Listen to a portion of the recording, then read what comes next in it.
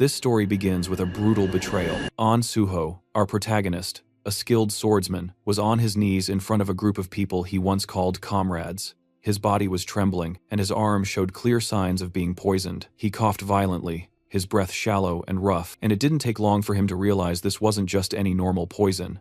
It was something far more dangerous, possibly fatal. In front of him stood two of his teammates, and instead of helping him, they laughed. They actually found joy in watching him suffer. One of them, a warrior, sneered and said Suho should have joined their plan. But Suho had chosen a different path. He remained loyal to his duties as a public servant, stubbornly holding on to his morals instead of giving in to corruption. This team had just finished conquering one of the notorious 5 disaster gates, a place from where terrifying monsters emerged. But now, these bastards wanted to leave that gate open. They didn't want to finish the job.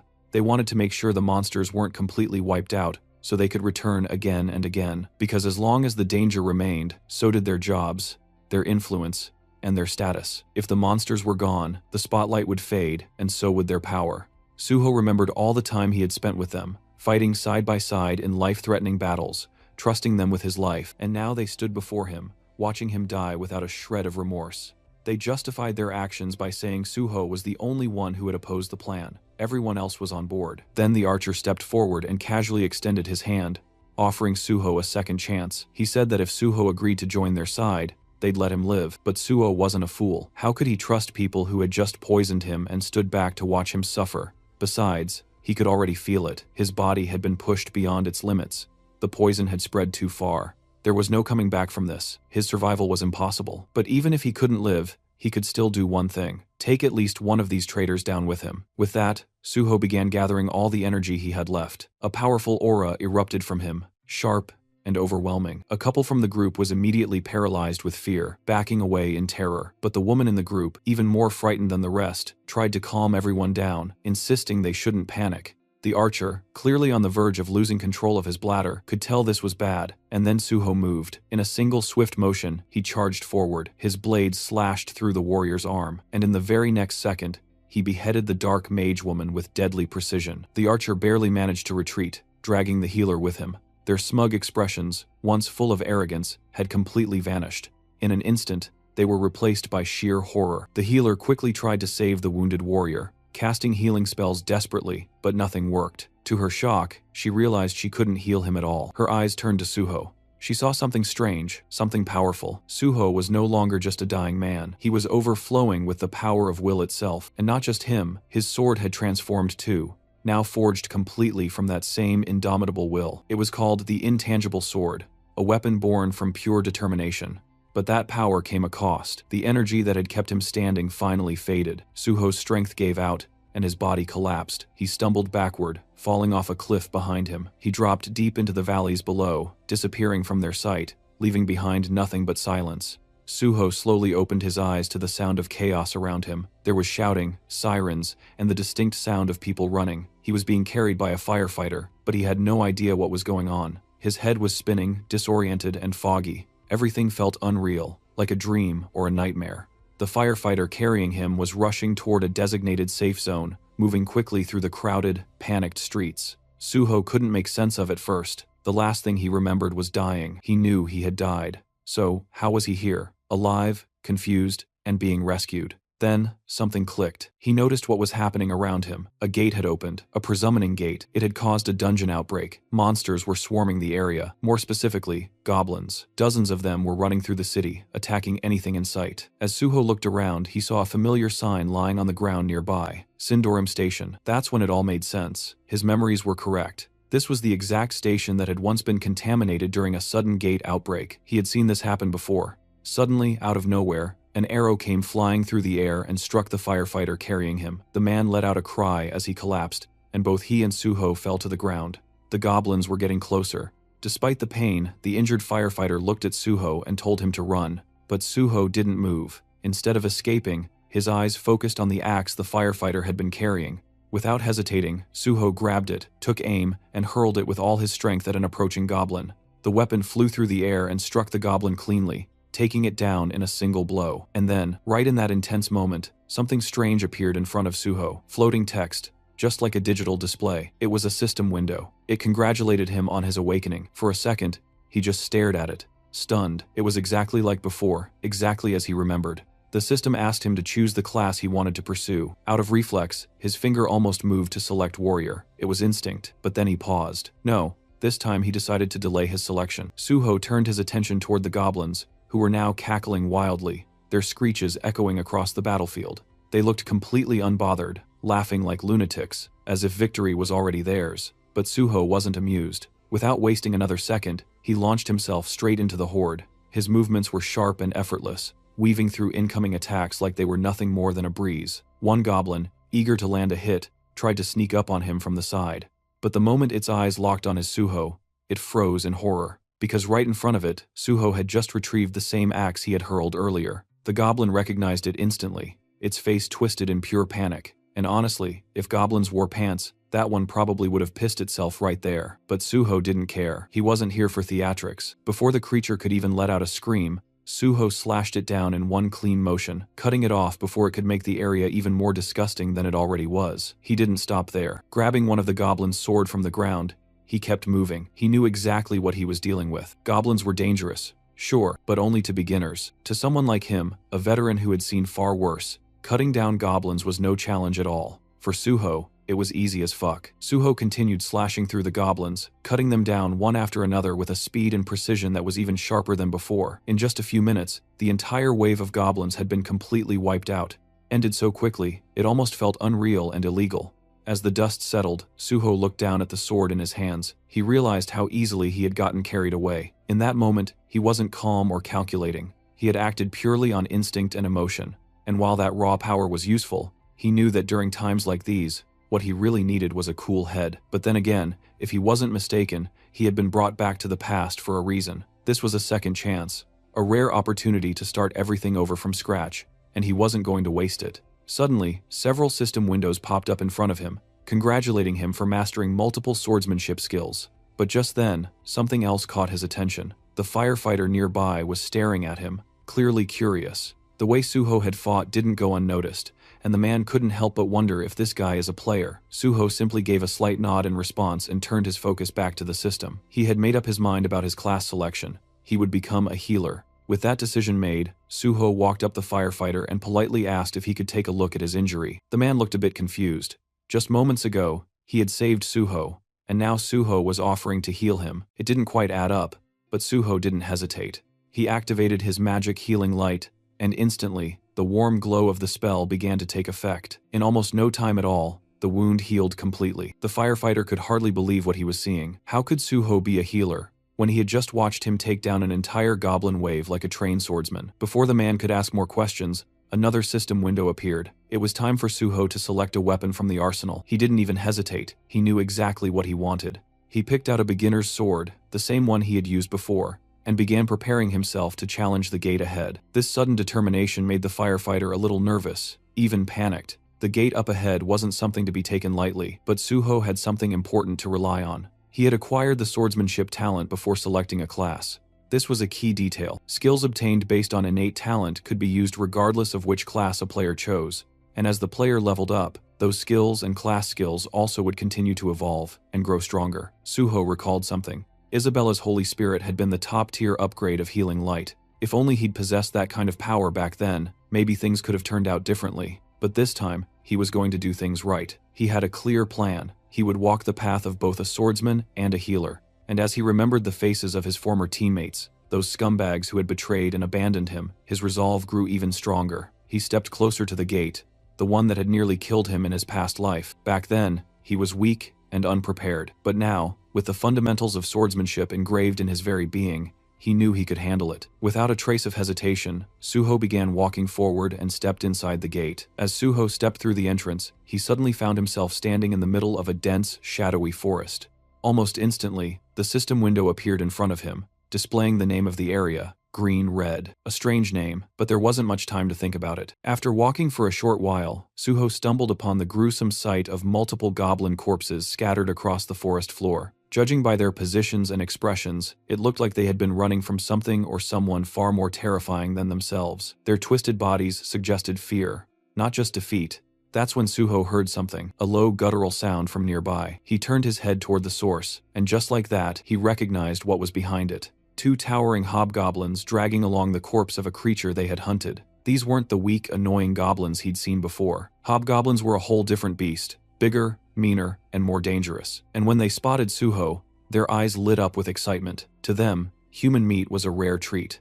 Without hesitation, they tossed their previous prey aside and pointed their jagged weapons at Suho, eager to tear into fresh flesh. But what they didn't know, what they couldn't have guessed, was that the human they were drooling over wasn't some ordinary prey. They were staring at a predator. The first hobgoblin charged forward, blade swinging fast, but it sliced nothing but air. Suho dodged it cleanly. He already knew he was underleveled for these enemies. His weapon wasn't strong enough to cut through their thick skin with ease, but he didn't need to rely on brute strength. He knew exactly where to strike. In one swift motion, he lunged straight at the first hobgoblin, aiming directly for its eye. The attack hit its mark. The creature let out a piercing screech loud enough to rattle the forest trees. Suho, ever the soft-hearted one, ended the pain of the poor monster by killing it. But Suho never intended to kill it so quickly. His attack had been too effective that it was pure habitual mistake. He had hoped to use the creature to gain skills and experience from the fight, but accidentally killed it too soon.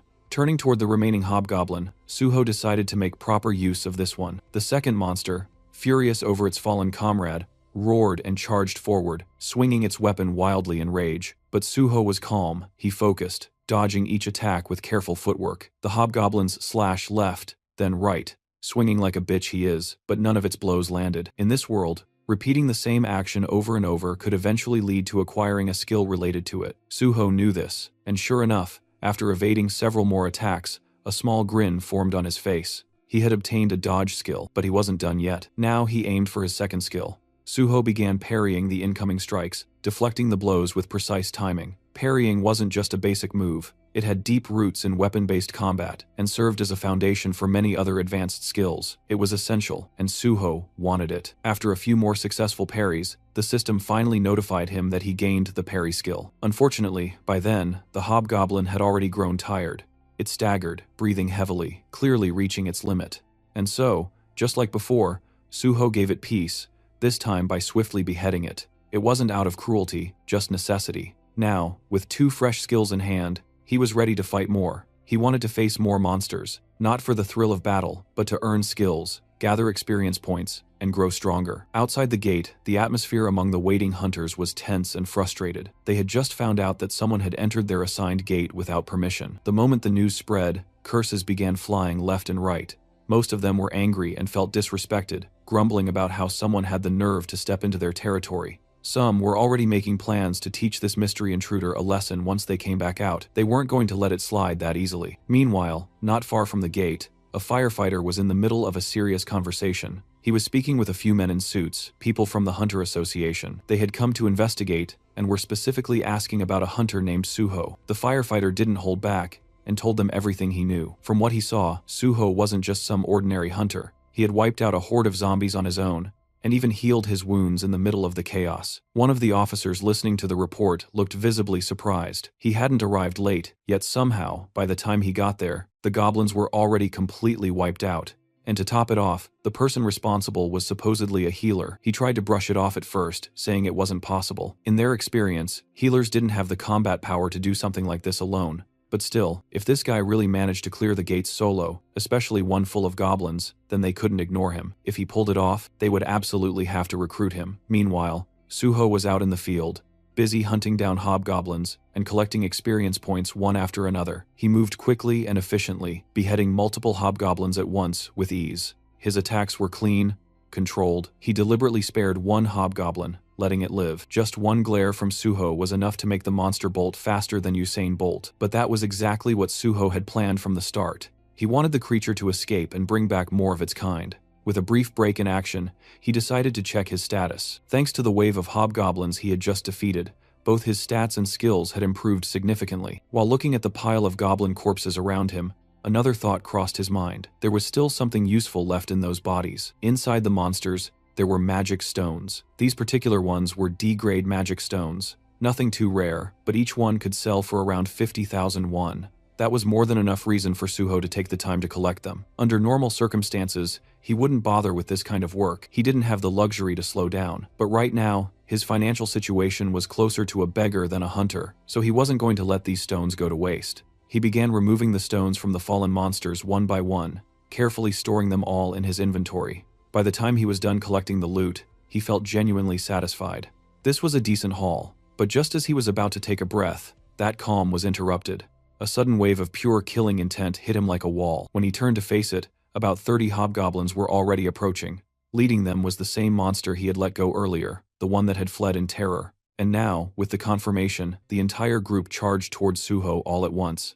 But Suho didn't panic. Instead, he leapt into the air like a ninja, moving with the speed and precision of a trained assassin. Within moments, several hobgoblins had already fallen, their heads rolling across the ground. His movements were sharp and effortless, like cutting through butter. Then, as if rewarding his efforts, the system notified him that he had leveled up. New stat points were added to his profile, making him even stronger than before. With that power up in hand and enough experience gained, Suho decided there was no need to drag things out any longer. It was time to end this. He dove straight into the mob of enemies, slashing in every direction, clearing the horde with ruthless efficiency. At one point, a hobgoblin managed to charge him head-on, aiming to strike, but instead of fear, Suho's face lit up with excitement. He wasn't worried. If anything, he looked even more thrilled than before. The boss monster in this gate was a chief hobgoblin, and it was a level 20 enemy. As expected of a boss, it came charging in first, trying to land an attack, but it failed miserably. Right after that, a group of smaller monsters tried to pull a sneak attack from behind, but Suho, without even turning fully, reacted instantly and cut them down like it was nothing. That's when the boss monster switched tactics and used one of its skills, fear. The fear skill was nasty. It paralyzed the target and pushed them into a state of pure terror. The higher the skill level, the stronger its effect. And since this was a boss monster, that alone was enough of an explanation for how it could use such a powerful mental-type skill, even inside a low-level gate. The real problem was Suho didn't have any gear or skills that could protect his mind or resist mental attacks. At the moment, he had no way to directly counter it. The boss saw this as a chance to finish the fight and charged in to claim victory. But what it didn't know was that Suho wasn't some rookie. He was a veteran hunter who'd been through situations far worse. He knew exactly how to deal with this. Without hesitation, Suho gripped his blade tighter with his left hand and deliberately cut himself. The sharp pain snapped him out of the fear-induced paralysis. The moment his mind cleared, he parried the boss's incoming strike. Then, instead of focusing on the boss right away, Suho made a quick decision. He turned his attention to the smaller monsters first. Within seconds, he moved through the battlefield, slicing down every last one of them. In just a short burst of action, he wiped out all the hobgoblins inside the gate, leaving no enemies behind except the boss itself. Before going back to face the chief hobgoblin, he took a moment to heal the wound on his left arm. Now, with the distractions gone and his body back in shape, it was just him and the boss. One-on-one, no more interruptions.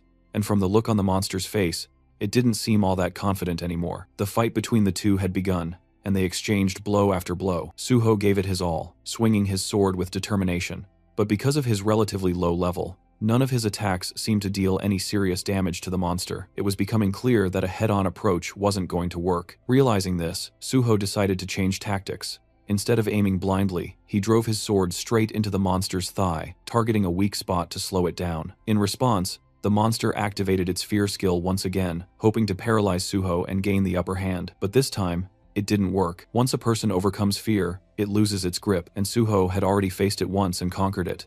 Now that he was no longer affected, Suho focused all his attacks on that same spot. He slashed the injured thigh over and over again, relentlessly exploiting the weakness.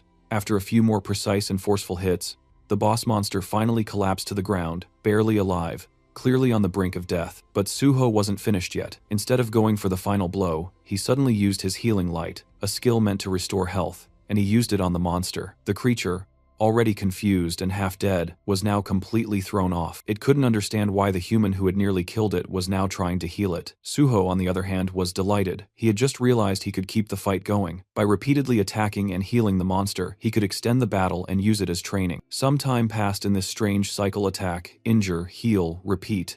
And with every round, Suho grew stronger. His skills steadily improved, and eventually he upgraded several of them to A and B ranks. Meanwhile, the boss monster, once proud and terrifying, was now covered in pure fear. It couldn't even bring itself to look at Suho anymore. Now that Suho had learned everything he could from this place, there was nothing left to gain. The monster's role in this trial was finished. It had served its purpose. With a calm expression, Suho ended it all, beheading the monster without hesitation. Just like that, the gate had been conquered. Suho stood victorious, He was declared the MVP of the gate, gaining bonus experience on top of everything else. His level had now reached 10, a significant milestone for any hunter. Even his healing skill, Healing Light, received an upgrade, advancing to E rank, and along with that, he acquired a brand new skill, Cure. It might not seem like much now, but if his skills continued to develop at this pace, it wouldn't be surprising if one day he could neutralize even 10,000 types of poisons. It was only the beginning, but the path ahead was clearly promising. With everything wrapped up, it was time to move on. Suho turned toward the exit of the gate. Outside, the atmosphere was tense. The gate had started to tremble slightly, causing people to whisper and wonder, had the gate been cleared? Then, before anyone could guess further, Suho stepped out. He walked out calmly and confidently, as if the chaos behind him didn't matter. There wasn't a hint of exhaustion or discomfort on his face, just quiet composure. People around him stared, unable to figure out who he really was, or what exactly he had done, and Suho didn't bother explaining. He simply let their curiosity grow. Soon after, multiple guilds rushed over. They had all come looking for the mysterious man who had conquered the gate alone, but Suho ignored every offer, every scout, every invitation thrown his way. He wasn't interested. Instead, he walked past them and landed right in front of a man in a formal suit. With a calm and confident tone, Suho greeted him. This man was no ordinary official. He was the team leader of the South Korean Hunter Association, Young Chulmin, and judging by the confused look on his face, he clearly wasn't expecting to be greeted by the person behind the gate's conquest. The scene shifts to the South Korean Hunter Association, where team leader Yang and Sujo were sitting across from each other. On the surface, it looked like a standard registration meeting, but Chulmin's mind was elsewhere. His thoughts kept drifting back to their earlier encounter. He remembered how they had first met, shaking hands casually, and how Suho had mentioned that he was already on his way to the Hunter Association. Anyway, at first, Chulmin had assumed it was just for a license renewal, something experienced hunters did all the time. But as the conversation progressed, it became clear that Suho was actually there for initial registration. That caught Chulmin off guard. He was still trying to process how someone like Suho, who was registered as a healer of all things, had managed to clear an entire gate all by himself. And the way Suho had acted, calm, casual, munching on snacks like it was just another Tuesday. Chulmin had gone over his aptitude test results again and again. Statistically, Suho seemed more like a warrior than a healer. The numbers didn't lie. He had the physical strength and combat instincts, not to mention the composure that you'd expect from a frontline fighter. It didn't make sense. While Chulmin was lost in thought, Suho spoke up, snapping him out of it by asking if there was a problem. That brought Chulmin back to focus. He began asking Suho a few routine questions, background, education, that sort of thing. And that's when more pieces of the puzzle began to fall into place. We learned that Suho was a college dropout. He had been studying physical education before quitting. Most students from that department usually chose combat classes like warrior or archer if they entered the hunter field. But Suho had gone in a different direction. He had selected the healer class, and the reason he just hated getting hurt. Then he went on to explain what had happened inside the gate. He described the sequence of events in a straightforward, almost detached way. Though he left out one key detail, the fact that it had all been far too easy for him. He simply said he fought to survive, and that was that. But when Suho casually mentioned Chief Hobgoblins, Chulmin stiffened. Something about that didn't sit right with him. Gates that produced Chief Hobgoblins weren't supposed to be easy. So Suho, noticing his discomfort, calmly opened his inventory. In the next moment, he dropped all the loot he had collected from the gate right onto the table. The items hit with a heavy thud, and Chulmin was caught completely off guard. His eyes widened in shock, and for a second, he almost panicked. These were the magic crystals Suho had collected after hunting hobgoblins. The smaller ones were from regular hobgoblins, while the larger, more refined one had come from the hobgoblin chief. Since Suho didn't really know their actual value, he politely asked the team leader if he could help get them processed. Even while trying to stay composed, Chulmin couldn't take his eyes off the loot. It was a good haul. Regaining his composure, he looked at Suho seriously and asked if he truly wanted to become a hunter. When Suho nodded, that simple agreement sparked real excitement in the team leader's eyes. Trying to steady himself again, Chulmin asked whether this decision was just made on impulse, but Suho responded with a calm smile and said, "No, it wasn't impulsive at all." While Chulmin was still riding the wave of happiness from hearing Suho's answer, Suho shifted the tone slightly and began explaining his real reason. It wasn't about power or money, it was personal. He hated monsters, and he hated the gates they came from. As a child, he had lost his entire family during a gate shock. After that, he grew up in an orphanage completely alone. At first, he thought that killing monsters would help ease that deep frustration and pain inside him. But even after defeating several monsters, that knot in his chest never loosened. No matter how many he killed, the ache never went away. That's when he made a decision. He couldn't undo the past, but he could choose the kind of future he wanted to protect. He didn't want anyone else to suffer the way he did. He wanted to fight, not for revenge, but for safety, for people. He wanted to be out there on the field, doing real work. And that's why he decided to become a hunter, not for any guild, but for the South Korean Hunter Association. Chulman was genuinely impressed by this answer, but as someone with experience, he also felt the need to explain the downsides. He told Suho honestly that the pay scale of the Hunter Association was significantly lower compared to what private guilds usually offer. But Suho didn't seem bothered by that at all. As long as he had free access to multiple gates, priority in entering them, and the authority to punish hunters who committed crimes, that was more than enough for him. Chulman could barely believe what he was hearing. You see, even though the Hunter Association technically has gate priority, they often end up auctioning those rights off to private guilds. And the reason is simple. No official wants to put their life on the line for a small government salary. Most people claim they join to help others, but the reality is, they aim for stable, safe positions where they can earn quietly without ever having to step into a gate. That's why so many aim for administrative roles instead of field duty. But in Chulman's eyes, Suho felt different. He wasn't chasing safety or comfort. He was a rare type, a true patriot, who wanted to be out on the front lines protecting people. Someone who genuinely believed in civil service. The happiness was so overwhelming that for a moment, Chulman felt lightheaded, but he quickly snapped out of it and got back to the task of handling the magic crystals. Now, to take the official hunter exam, one has to first pass an aptitude test, with both a written and a practical exam. Unfortunately for Suho, this year's registration period had already ended, and the exam was scheduled for tomorrow. But fortunately for Suho, he had brother Chulman on his side. Since Suho had managed to conquer an entire gate by himself, there was a good chance they could pull some strings and get special approval from the higher-ups. That part wasn't a problem. What had concerned Chulman, though, was the written test. Clearing that with only one day of preparation, almost impossible for a regular person. But Suho, being Suho, was confident. To him, if you ever get the chance to do something, you take it, no matter the circumstances. The only issue, our boy was practically a beggar at this point. He didn't even have enough money to pay the exam registration fee. So, swallowing his pride, he asked if team leader Chulman could take care of the magic crystals for him. And Chulman, being the dependable guy he is, immediately took the task without a second thought. Right now, the only person Suho could fully rely on was his big brother Chulman, and he was genuinely grateful for that. After some time, they completed all the aptitude tests. Team leader Chulman then sent Suho the money they got from selling the crystals. In the next cut, Suho was munching through Chulman's food stash like he owned the place. Thanks to the magic crystals, he received 3 million won. And on top of that, since he registered as a civil servant hunter, he also got some tax exemption benefits. Still, that wasn't enough for him. He had one more request. He had heard the association had a library, and he wanted to cram a bit for the written test tomorrow. He politely asked if the team leader could allow him access. And of course, Chulman said yes, with a smile. He even personally showed Suho the way to the library, and told him he wouldn't need an employee card to enter. Before parting ways, Chulman wished him the best of luck for the exam. Suho watched him leave, quietly, thinking how kind and reliable his brother still was. Deep down, he knew that one day Chulman would definitely become the president of the association.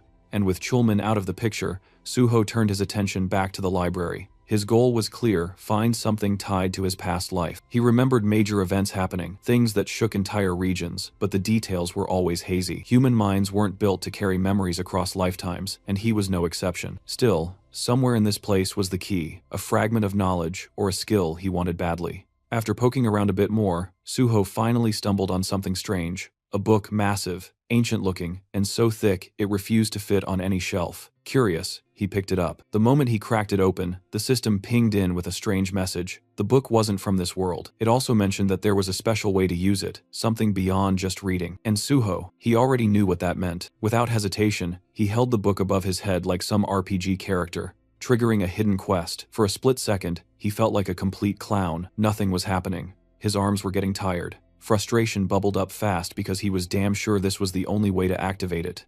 Then, just before he could start cursing the book, the system spoke again. The book, Library of Memories, had taken an interest in his story. That's when the magic kicked in. The book shimmered. Reality shifted, and in the blink of an eye, Suho was no longer standing in that dusty room. He now stood before a massive, otherworldly tree, its roots deep in glowing stone, its branches reaching into a sky that wasn't even real, a spiral staircase wrapped around it, leading upward into the unknown. And this is the Library of Memories.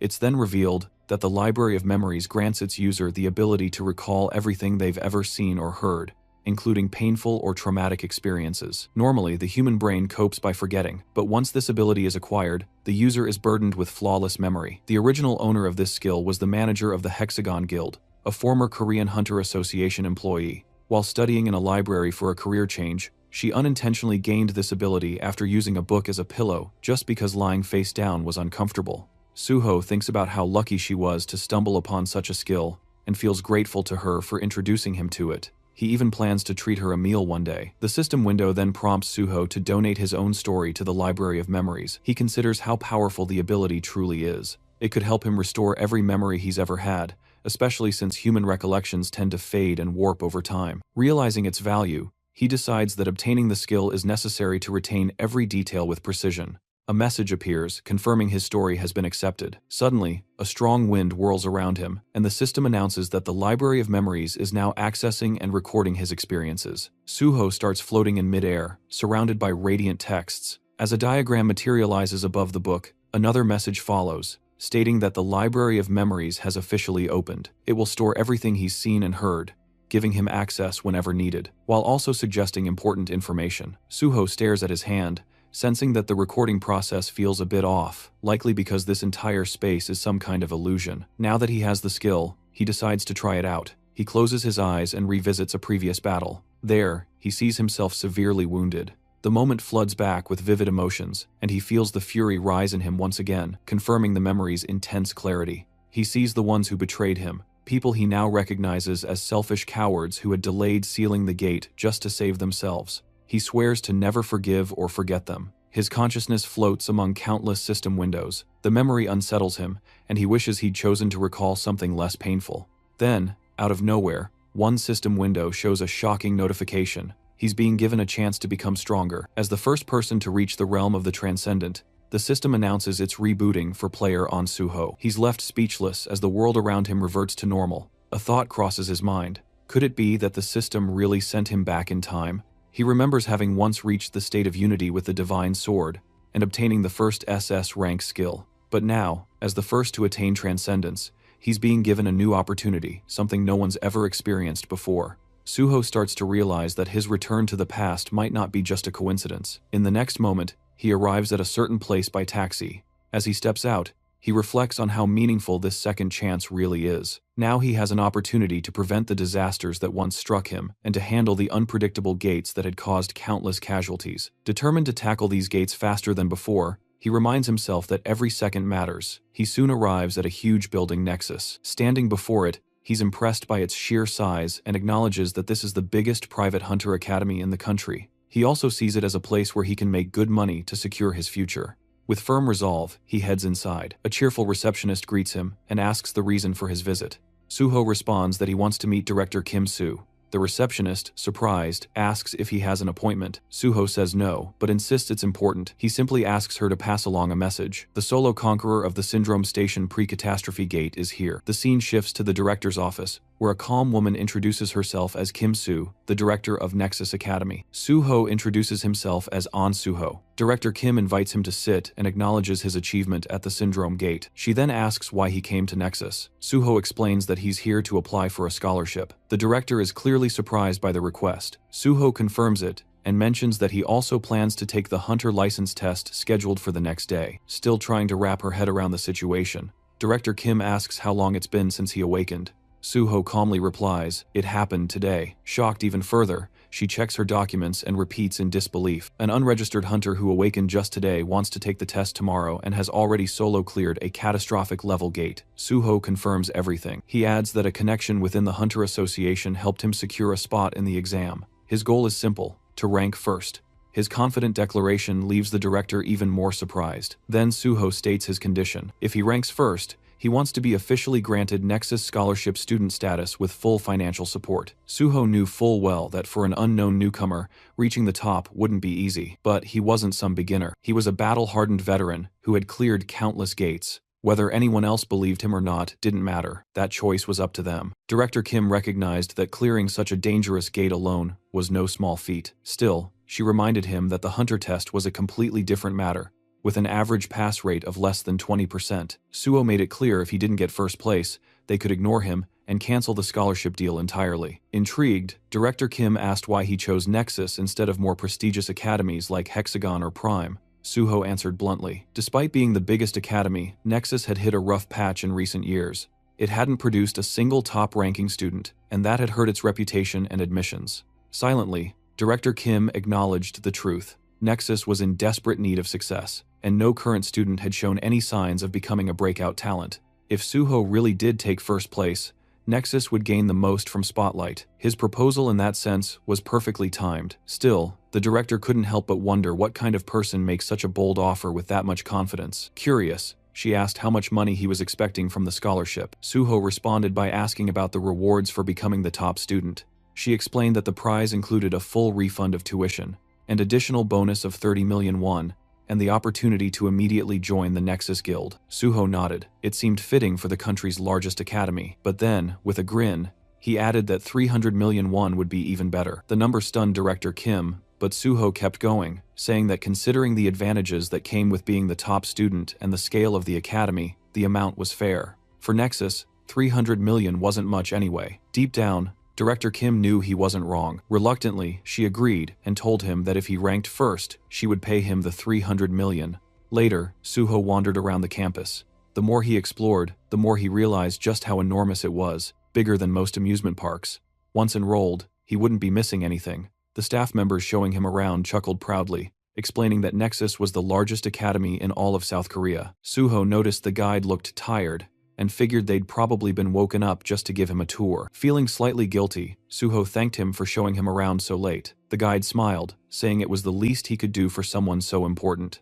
Then, Suho spotted someone training alone on the playground. Curious, he asked if that person was a student. The guide nodded, saying that student trained every night at this hour, and was the most hardworking student in the academy. Suho was intrigued. The student's name was Daehan. The guy called out to him, reminding him to take care of his health, to which Daehan replied with a smile, saying he had to push himself harder since he was already in his third year. Suho recognized him instantly. In his past life, he had teamed up with Dawn for raid missions. Back then, Daehan had been the nation's top tanker, famous for his unmatched endurance and defensive capabilities. It had been unfortunate when pure tankers lost their place in the meta over time, but now seeing Daehan wielding an axe instead of a shield, Suho realized Daehan still hadn't unlocked his real potential. This was a perfect opportunity. He could guide Daehan now and eventually recruit him into the Great Hunter Association. The guide introduced the two of them. After a brief greeting, Suho asked if Daehan intended to use the battle axe as his main weapon. Daehan confirmed it. Suho then asked why he chose that particular weapon. Daehan explained that since he aimed to be a frontline fighter, his instructors had suggested the axe, saying it matched well with his build. The guide chimed in, adding that few weapons could rival the battle axe in sheer destructive force. Suho asked if Daehan had only trained with the axe. Daehan admitted he had. He called himself a slow learner and said trying out multiple weapons felt like a waste of time. It had taken him 2 years just to get somewhat decent with the axe, and even now, he didn't feel particularly skilled with it. Suho silently analyzed the situation and understood the real problem. It wasn't that Daehan lacked effort, but that the axe simply didn't suit him.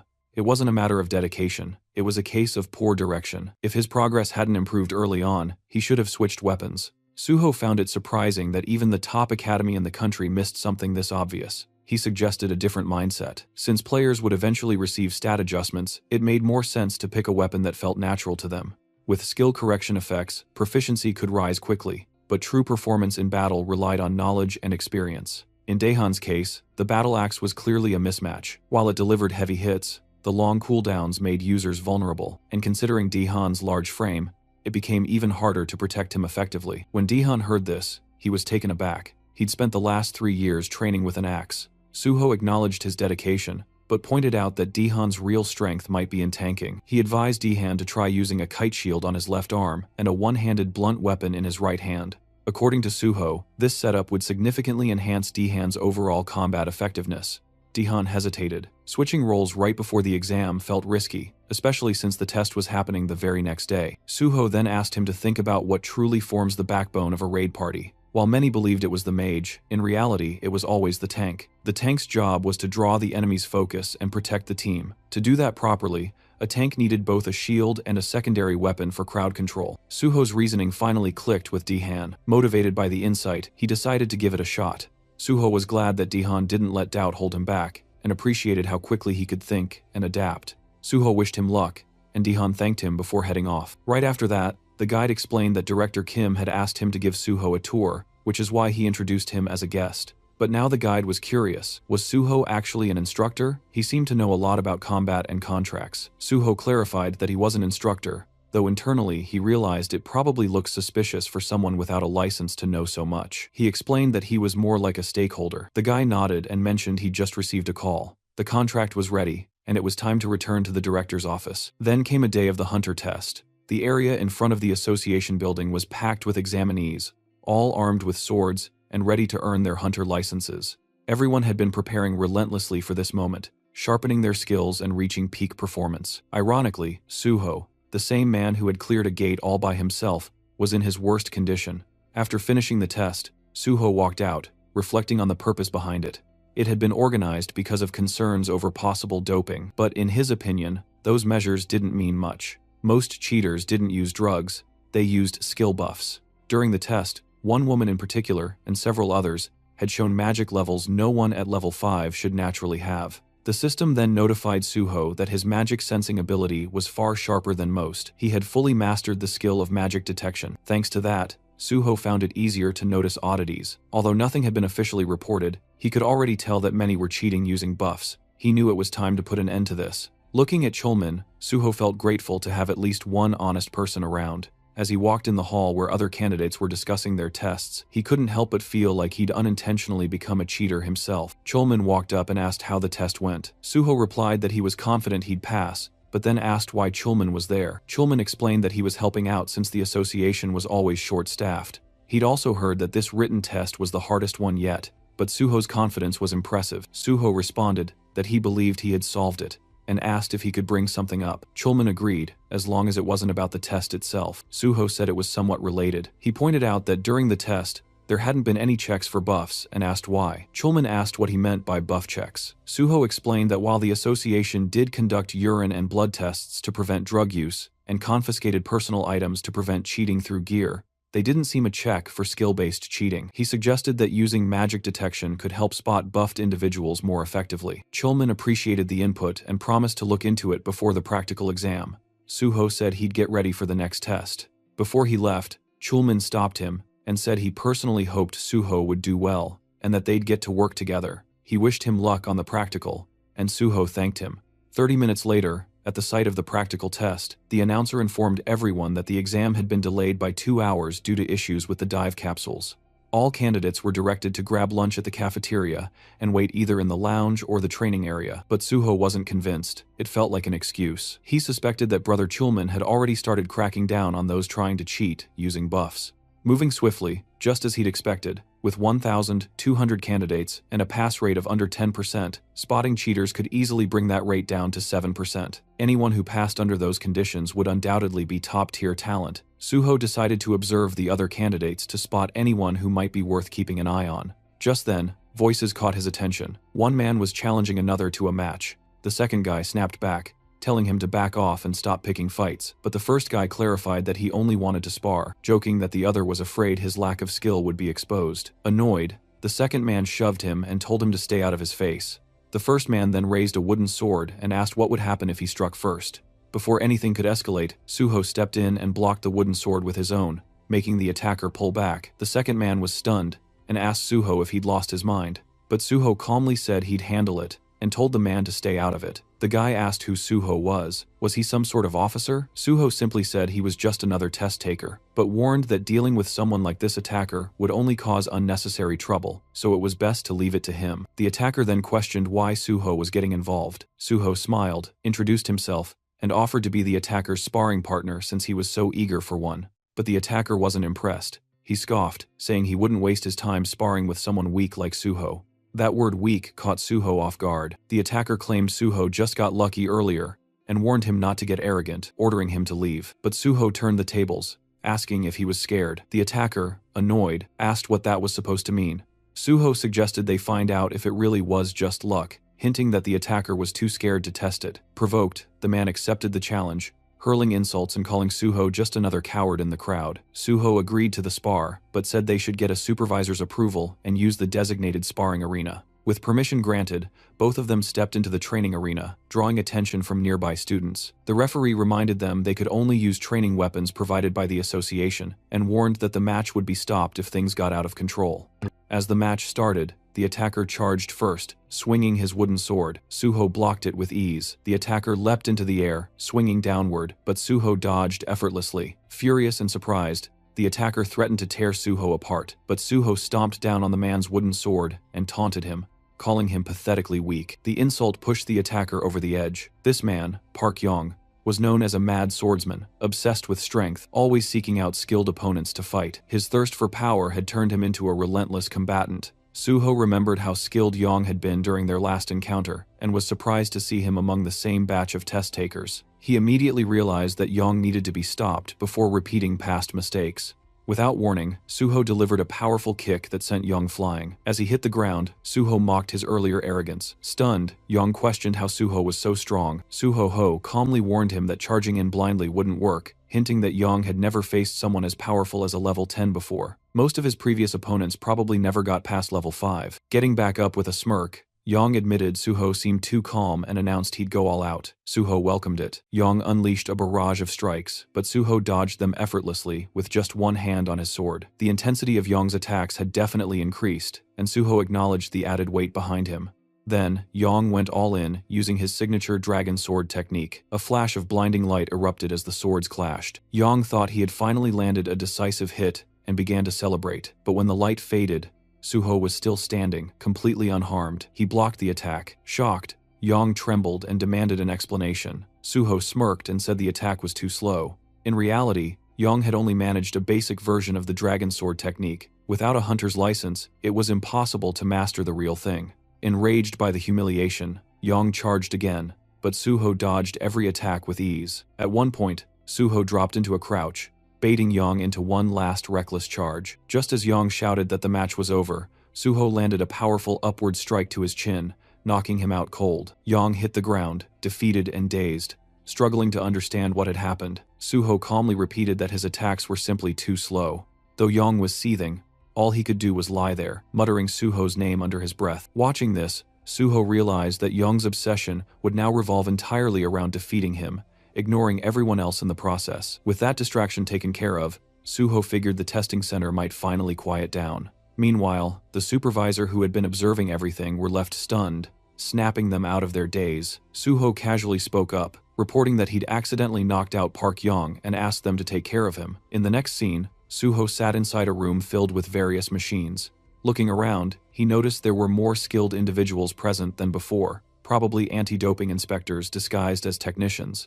As the room grew noisy, Suho became visibly irritated, clearly wishing they'd all just leave. A technician walked up to him and instructed him to lie down. He then explained how the emergency button worked in case anything fell off during the dive process. Suho confirmed he understood.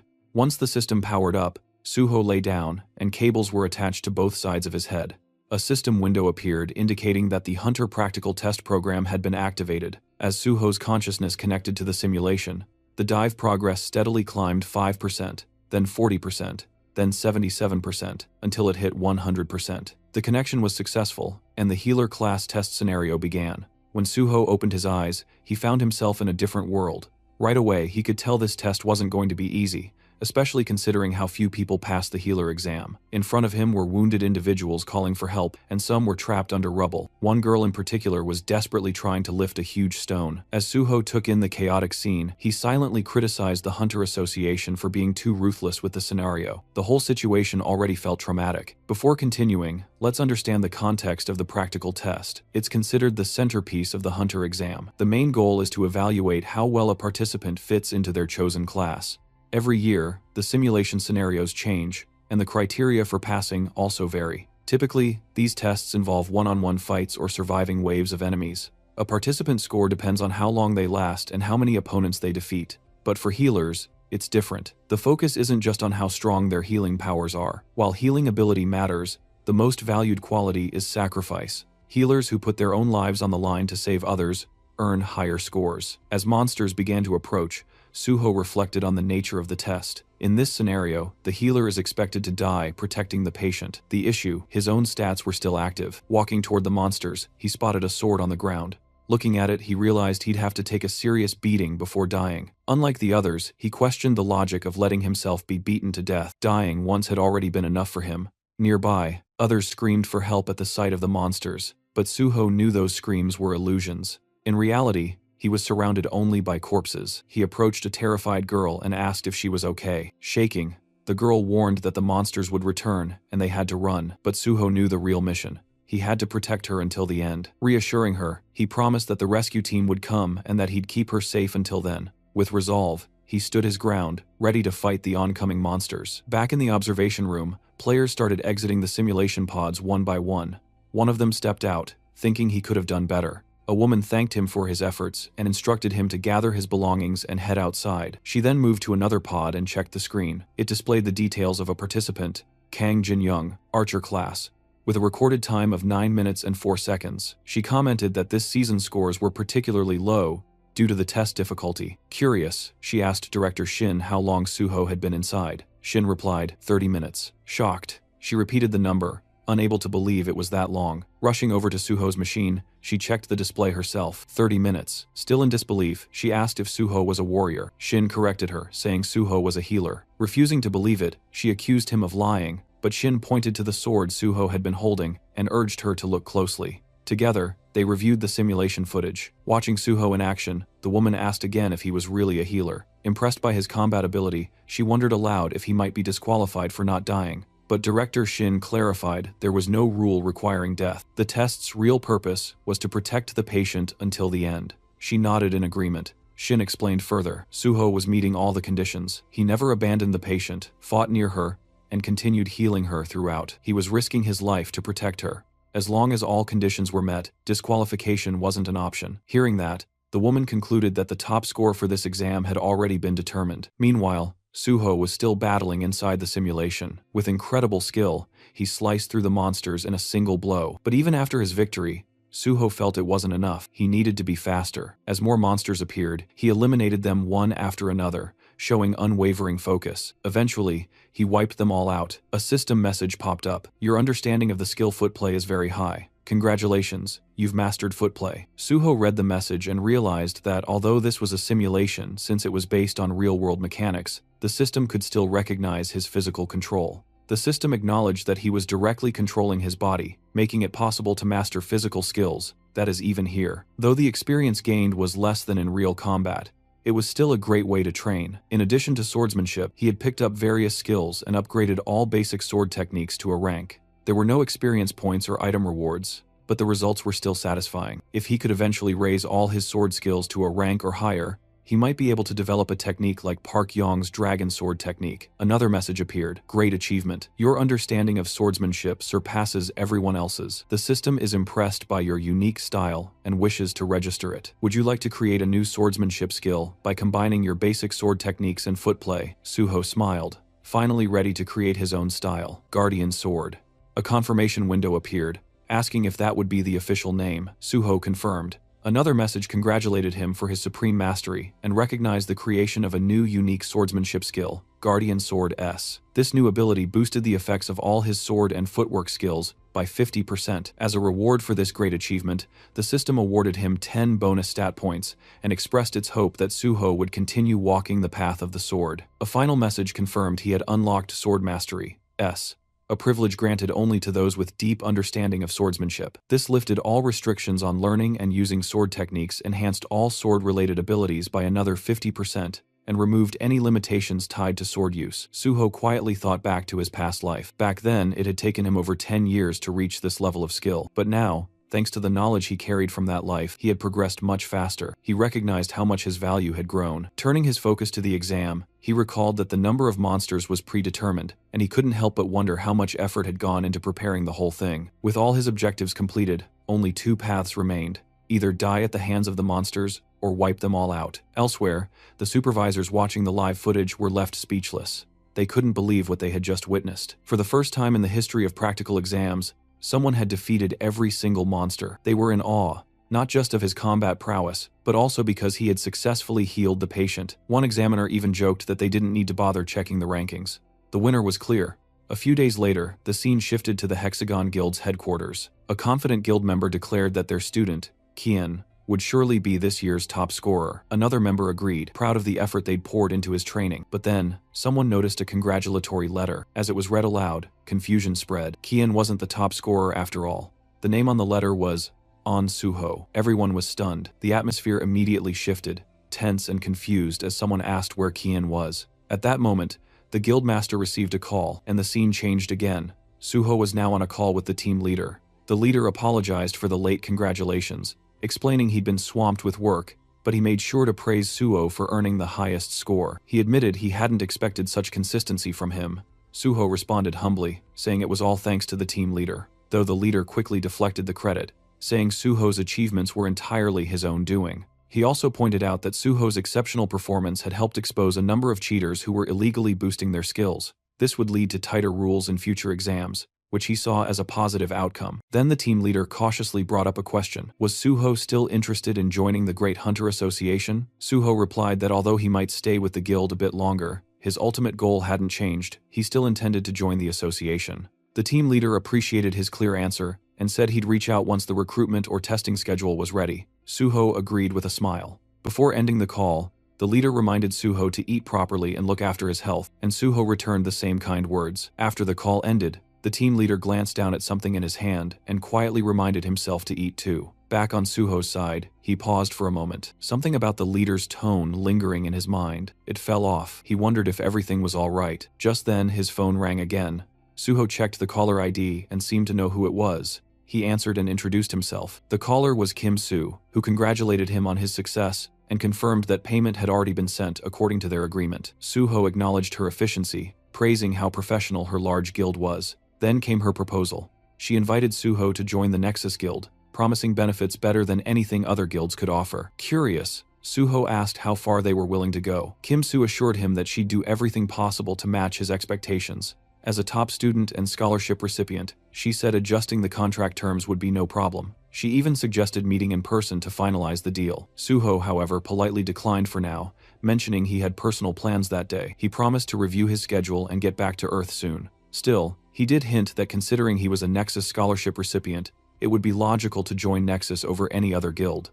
Kim Soo was overjoyed by his response. Her excitement was so intense that even her co-workers nearby noticed. She begged him not to sign anything with another guild in the meantime. Amused by her enthusiasm, Suho chuckled and agreed to meet soon. As the call ended, Suho smiled, still hearing the echo of her thrilled voice. At that moment, the taxi driver let him know they had arrived. Suho thanked him and stepped out. Now standing outside, Suho reflected on everything that had happened. He had cleared the test, secured his license, and received the payment. The next chapter of his journey was right in front of him. With quiet determination, he moved forward, ready to begin farming. At Lighthouse General Market, Suho checked his phone and thought about how he had quickly gathered everything he needed. Now, the only thing left was to buy a weapon. With that goal, he arrived at a small, tucked-away shop, deliberately avoiding the crowded ones since he wasn't sure they'd have what he was looking for. As he stood outside, he wondered if his quiet place might hold the right weapon. Stepping inside, Suho greeted the shopkeeper, who asked what he needed.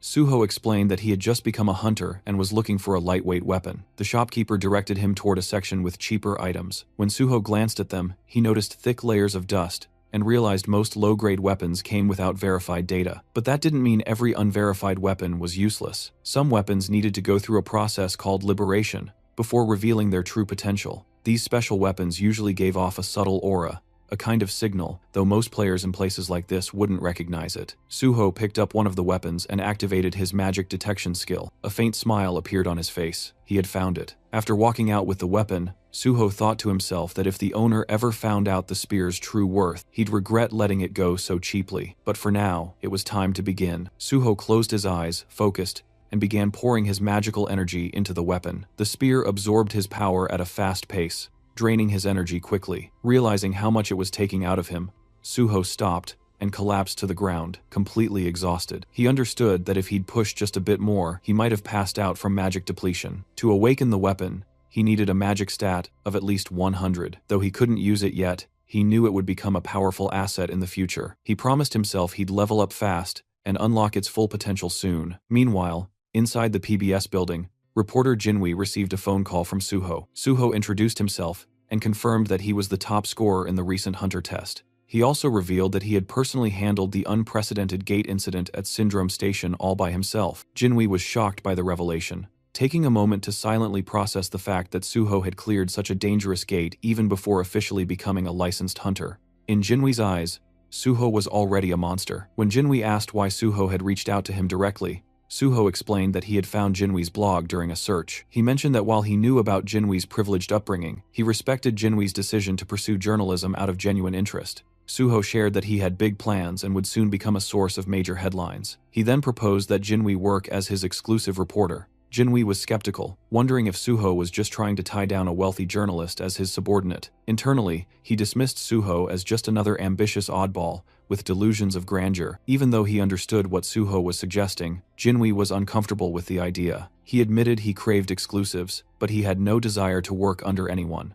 Suho clarified that he wasn't looking for a subordinate, but a reliable partner. Jinwei responded bluntly, suggesting that Suho's offer seemed like a tactic to boost his own market value before joining a guild. Suho admitted there was some truth to that, but not entirely. He wasn't doing this to increase his worth, but to gain fame. His ultimate goal was to become a civil servant. Jinwei was caught off guard. Did Suho mean joining the Hunter Association? The idea of chasing fame to become a public official seemed absurd to him, but Suho was serious. He wanted to work in the field as part of the Hunter Association. That made Jinwei question his background. Was Suho another rich kid treating hunter work as a side quest? Suho revealed he was actually a gate orphan, and that past was what drove him toward public service. It shaped his purpose in life to conquer gates. As Jinwei glanced at his laptop, he questioned whether Suho was really being serious. With so many strange people emerging lately, it was getting hard to tell, but in the end, he decided it didn't matter much. He acknowledged Suho's point of view, but declined the offer. He preferred choosing his own stories to cover. Still, Suho didn't give up. He suggested a bet. Curious, Jinwei asked what kind. Suho proposed to earn Jinwei's trust by proving himself as a hunter. He announced he would attempt to clear the Tower of Challenge alone that very day. Jinwei was stunned. That tower was infamous.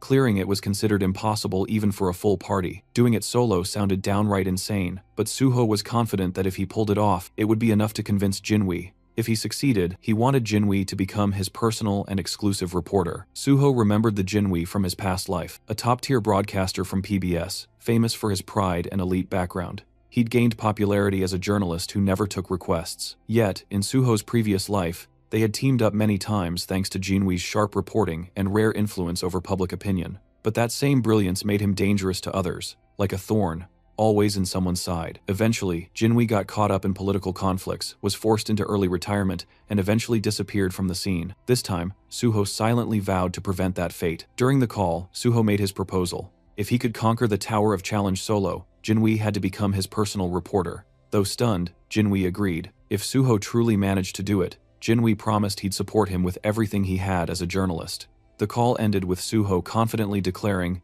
it was time to begin. After the call, Jinwei starts feeling irritated, thinking Suho is seriously driving him nuts. He keeps dwelling on Suho's sudden and unexpected request, confused about where it even came from. Even though he's clearly annoyed, he doesn't completely hate the idea. Something about the proposal feels genuine, and Suho doesn't seem like the type to scam anyone. Caught between frustration and curiosity, Jinwei mutters to himself that he's really losing it. Still, he shrugs it off, thinking it's a harmless gamble. If it turns out real, great. If not, no big deal. The scene shifts to the Tower of Challenge. Suho stands at the entrance showing his hunter license to the gatekeeper. The man notices Suho came alone and warns him. Solo entry is allowed, but it's risky. Judging by Suho's license number, he assumes Suho just passed his test. The gatekeeper suggests teaming up since even the lower levels often lead to injuries or worse. But Suho insists on going in alone.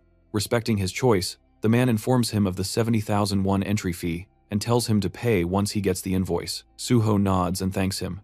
As he steps forward, the gatekeeper shouts after him to be careful and retreat if things get too dangerous. Suho simply gives a nod and walks inside. While walking, Suho reflects on the Tower Challenge. It's widely known as a training ground for players below level 20. This public gate is government-maintained and meant to help players grow stronger. Now that his level has been reset, there's no better place to start over. As he pushes the door open and steps in, the system immediately announces his entry. It tells him that he can give up any time, and if he declares withdrawal, he'll be teleported back to the entrance instantly. Suho summons his sword just as the system triggers the beginning of the first floor challenge. A slime monster appears and launches an attack. While fighting, Suho notices the monster's large size and surprising speed, which momentarily catches him off guard.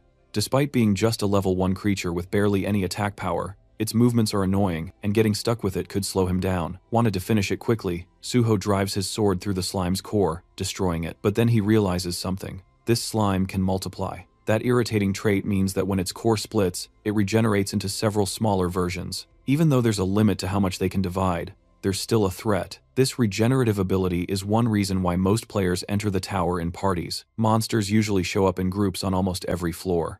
Not wasting time, Suho begins wiping out the multiplying slimes. He leaps into the air, stabs one mid-jump, and then hurls his sword to take down another. As he falls, a slime swings its tentacle at him. Suho grabs at mid-air, preventing a hard fall, and uses that grip to catapult himself upward with clean and precise strikes. He slashes through the tentacles and clears the rest of the enemies. The system notifies him that he's conquered the first floor, and asks if he wants to move on. Suho looks up, full of resolve. With 48 more floors to go, there's no time to waste. The system then signals the start of the second floor challenge. Suho thinks back to the Tower of Challenge, remembering that in his past life, the highest official record reached was the 48th floor. At present, the record only goes up to the 29th floor, both milestones achieved through party play. Typically, challengers enter the tower in groups, and the number of participants determines the difficulty level. The more people in a party, the less experience each person earns, but it's a safer way to progress. Most hunters aiming for top records form parties of level 20 members. With these thoughts in mind, Suho clears the 18th floor and looks upward, realizing he doesn't need to follow the usual methods. Without hesitation, he accepts the challenge for the 19th floor, activating the next stage. Unlike the earlier levels filled with multiple enemies,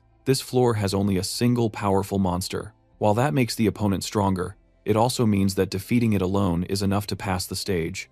As soon as the monster appears, Suho charges in and defeats it with a single sword strike. The system announces the completion of the 19th floor and gives him the option to proceed to the 20th. Instead, Suho decides to pause the challenge and examines the monster's body. He notices something strange. Unlike other defeated monsters that vanish immediately, this one leaves behind a red gain. It's a clear hint from the tower that there's something more to uncover. Suho retrieves an item from the remains, realizing it has a specific purpose, even though it can't be used on its own. Using his magic detection ability, he finds a hidden space linked to the Red Gate. This hidden area turns out to be the subspace fortress of the Fortress King, Jiang Pyong.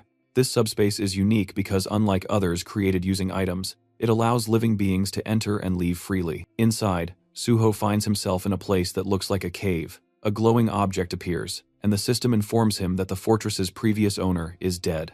Suho is asked if he wants to take ownership. He accepts and grabs the glowing object, which begins to fuse with his body. The system confirms that Suho is now the new master of the subspace fortress, which is no longer just an item. It has become a skill bound to him permanently. The system also explains that the appearance of the fortress will change depending on Suho's magical power. The space begins to shift. What was once a cave transforms into a fully furnished room. Impressed, Suho realizes the space is more sophisticated than he expected. Its size expands with his magical strength, and even adapts to his preferences. He feels relieved that he stopped Jiang Pyong-ho from getting his hands on this power. That man had once used the fortress to store everything from drugs and stolen artifacts to kidnapped people. Remembering the horror of those sleepless nights caused by such crimes fills Suho with disgust. But now, with the fortress in his hands, he knows such darkness won't repeat. By stopping the rise of the Fortress King and gaining a powerful personal base, Suho feels he scored a massive win. With newfound resolve, he gets ready to keep moving forward.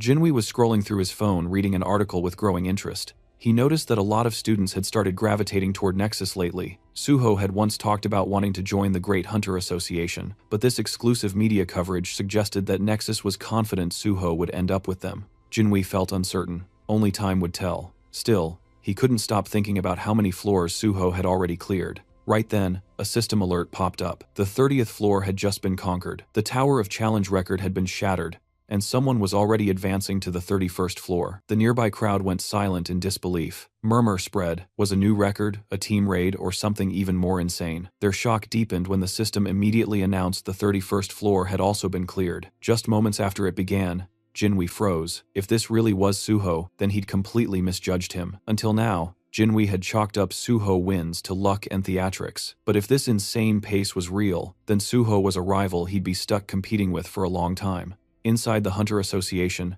Director Kim heard the news and was visibly rattled. She quickly confirmed the reports. Suho was actually smashing records live. Realizing Suho's value, she decided they had to make an offer, so tempting it couldn't be refused. She ordered her team to alert the president and office manager, then head straight to headquarters. Meanwhile, the system made Chulman rapid rise through the Tower of Challenge was something the world had never seen. If Suho truly wanted to join the association, this was a once-in-a-generation talent. Just then, Chulman's phone rang. It was the vice president of the association. Curious, Chman picked up. The VP asked where he was. Upon hearing that Chulman was near the tower in Pango, he jumped on the opportunity. He told Chulman to bring Suho in. Chulman lit up, thinking he'd been given the chance to recruit Suho, but the VP quickly shut that idea down. He didn't want a recruitment, just a photo of Suho with the association president. Then he hung up, leaving Chulman stunned and bitter. He thought to himself how these power-hungry executives were exactly why the public saw them as corrupt and incompetent. In his mind, only hunters deserved to be in charge of the association. He stared at the tower, trying to think of a way to convince Suho to come in. Inside the tower, Suho had just cleared the 48th floor, updating the tower record again. Exhaustion was starting to weigh him down. Constantly pushing forward was draining. He wondered when this madness would finally end. Still, when he opened his status window, his spirits lifted. Hitting level 39 felt like a real reward. With every floor cleared, he earned 5 bonus stat points, and each one felt like a gift. Knowing the system inside out made it feel like he was building a game character, a second self, and honestly, it was kind of fun. With his stats set, Suho prepared for the final challenge. The 49th floor had begun. A glowing crystal appeared in front of him, and from it emerged the final boss, a tower dragon. Level 49. Suho stared at it, immediately recognizing how broken this thing was. Even without pure blood traits, just being a dragonborn made it absurdly powerful. It made him question if this floor was ever even meant to be beaten, but Suho knew why he was here. He wasn't going to hesitate. Gritting his teeth, sword in hand, he charged at the final boss with full resolve, ready to end this. Suho moved in to confront the dragon, ready to attack. In response, the dragon launched its own assault, forcing Suho to leap into the air to evade it. While airborne, he quickly noticed something important. For a beast of its enormous size, the dragon was shockingly fast. Suddenly, a dark aura leaked from its claws, creating a powerful pulling force that dragged Suho straight toward its jaws. Right before he was sucked in, Suho grabbed the dragon's mouth, hoisted himself over its head, and slammed his sword down with all his strength. The dragon roared furiously and tossed its head so violently that Suho was flung away, forcing him to retreat to safety. As he caught his breath, Suho realized something concerning. His strongest strike hadn't even left a scratch. All he had managed to do was annoy the creature. The dragon then smashed the ground with overwhelming power,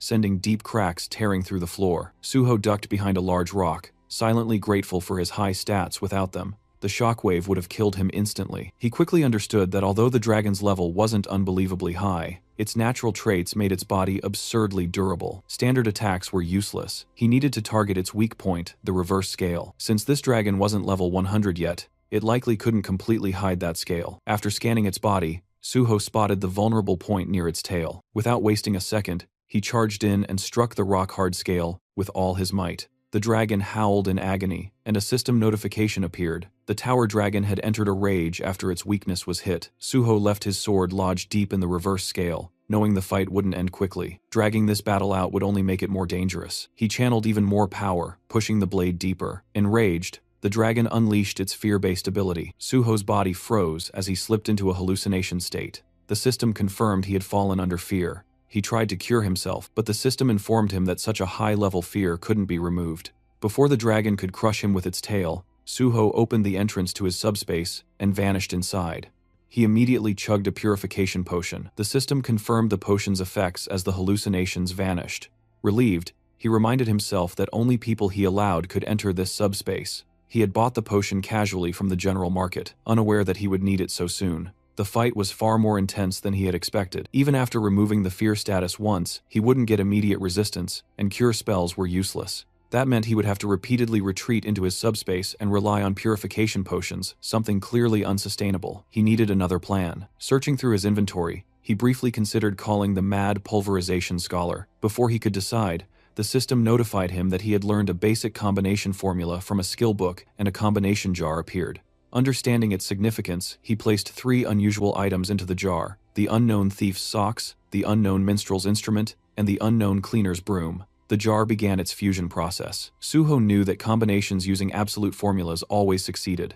Many so-called trash items actually held hidden value. The process ended successfully. A rare treasure had been created. First Mumu, a ring formed from a basic level formula. Suho also gained 10 bonus stat points for creating a first ever item. He understood that first time items were usually S grade or above, and this one was S plus because it was a growth type item. He equipped the ring, and the system instantly bound it to him. Suho remembered that in his previous life, he had missed the chance to obtain first Mumu because the mad pulverization scholar discovered it first and made the recipe public. This time, Suho had claimed it for himself. With the extra stats, he opened his status window and added 4 points to his magic stat, raising it to 100. The system congratulated him. His magic stat had turned red, an achievement he had never reached before level 50. Earlier, he had thought purple status would take forever, but now, it felt fully achievable. Purple required 700 points, still a long journey, but he was confident he could reach it. After finishing his stat allocation, Suho summoned his familiar old spear and began infusing it with magic.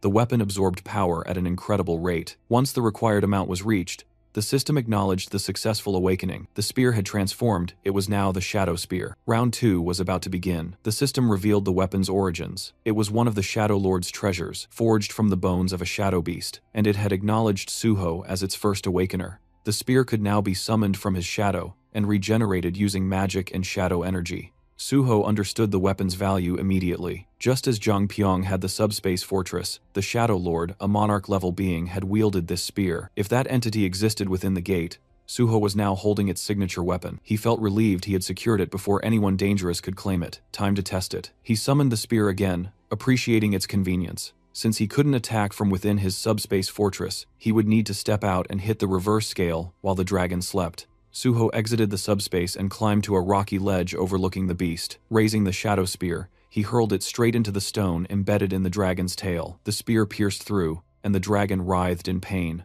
Suho jumped down as the system announced the dragon had entered another enraged state. It unleashed dragon fear, but Suho instantly retreated back into subspace, avoiding all status effects. His hit-and-run tactics continued. Suho struck repeatedly, retreating each time. The process took longer than expected, but soon the reverse scale's durability dropped under 10%. It wasn't completely destroyed, but it had become too weak to protect the dragon. Stealth would no longer work. Suho abandoned subtlety and went for a full assault. Bursting from the fortress, he launched himself into the air and drove the shadow spear into the dragon's eye. The impact shook the entire area. Suho was thrown back, but the enraged dragon was relentless. As it searched for him, Suho seized the moment, circling behind and rushing for the tail. The dragon used dragon fear again, but Suho shattered the stone first. The system confirmed it. The reverse scale was destroyed, and the dragon's power drained rapidly. Suho took a purification potion and surged into the air for the finishing blow. With a clean slash across the throat, the dragon collapsed. The battle had finally ended. The system declared that Suho had cleared the 49th floor